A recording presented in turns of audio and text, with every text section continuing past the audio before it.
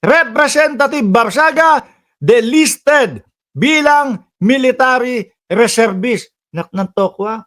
Hahanap pa ba tayo ng ano dito? Ng istorya kung ano ang naging istorya, bakit natanggal?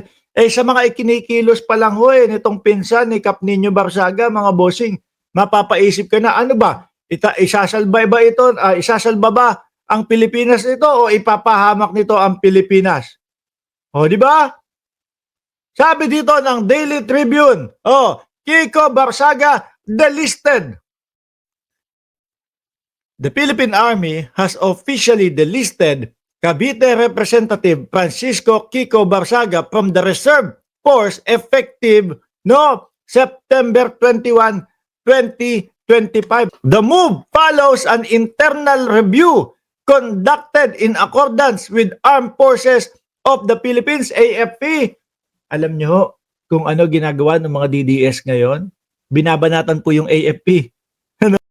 Kaya dami-dami daw na tatanggalin, kaya dami-dami daw na gagawing delisted, si Kiko Barsaga pa, yung may tapang pa daw ho. No? Ano ba tapang na ipinapakita ni Kiko? Kung si Banat Bay nga, nabubwisit dyan kay Kiko Barsaga Di ba? Kung si Banat Bay nga, mga kababayan, ano sinabi? Wala, takot, duwag.